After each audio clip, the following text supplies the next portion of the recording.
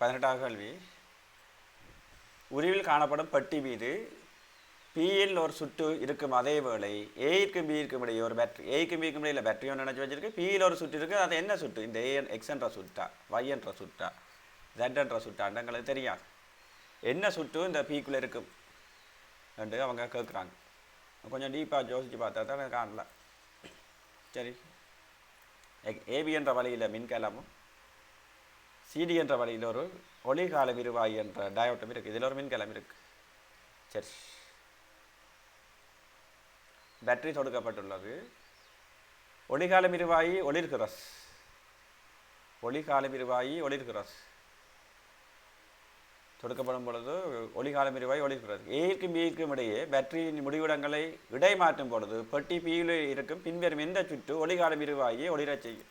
பேட்டரியை ஈவன் மாற்றினாலும் ஒளிகால விரிவாயி ஒளிரோடு பண்ணால் எந்த சுற்று இதை ஒளிரச் செய்யப்பட்டு கேட்குறாங்க. அப்போ எங்களுக்கு தெரியாத இதில் பேட்டரி ஒளி இருக்குது. பேட்டரியை நாங்கள் எப்படி குறிப்போம்? இப்படி இருக்குன்னு நாங்கள் நினச்சிக்கொள்வோம். ஓகே, ஃபஸ்ட் டைமில் இப்படி இருக்குன்னு நாங்கள் நினச்சிக்கொள்வோமே, நினச்சிக்கொள்வோம். நினச்சிட்டு 3 சுற்று தந்துருக்குது. இதொன்று இதொன்று இதொன்று. சரியா? ரைட்.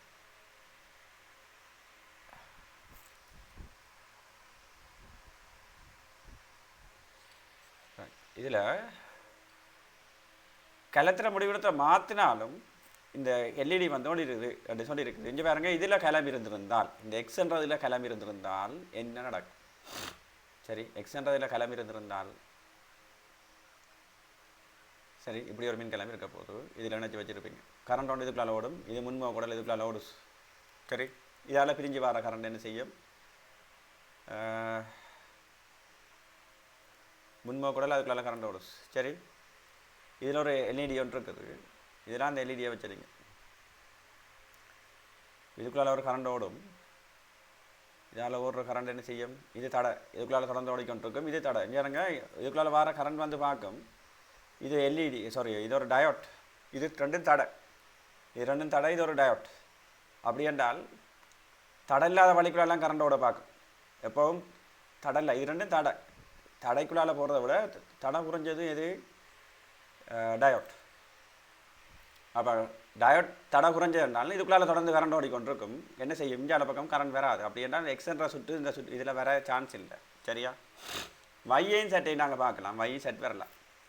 மையில் நாங்கள் இதை இணைச்சிருந்தோம்னால், கலத்தை எப்படி இணைச்சிருந்தோம்னால், இந்த கலத்துக்குள்ளால் ஒரு மின்னோட்டம் வரும். அது இந்த சந்தையில் பிரிய வலிக்கிடும். இதுக்கு பின்முக குடல் விடாது, இது முன்முக குடல் விடும்.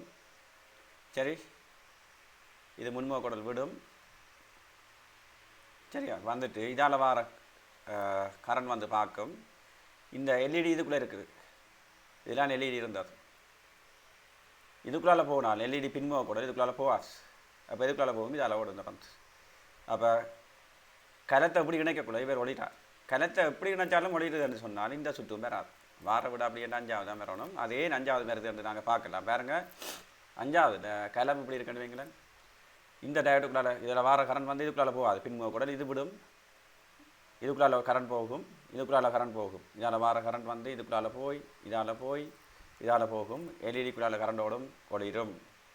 ஓகே, அதே இது பின்முக குடலாக இருக்க மாட்டால் டயோட்டை இந்த பேட்டரியை மாற்றி இணைச்சி விட்டால் இதால் வார கரண்ட் இதுக்குள்ளால் ஓடாது. ஆனால் இதுக்கு விடும். என்ன? இது விடும். இந்த இது பின்முக குடல் விடாது. இதுக்குள்ளால் கரண்ட் ஓடும். இதால் வார கரண்ட் என்ன செய்யும்? இதுக்குள்ளால் போய் ஓடிக்கொண்டிருக்கின்றன. விளங்குதா சொல்கிறது? அப்போ எல்இடிக்குள்ளால் கரண்ட் ஓடும். அப்போ 2 பக்கமும் கரண்டை விடக்கூடிய ஒரே சுற்று செட்ன்றது மட்டும்தான்.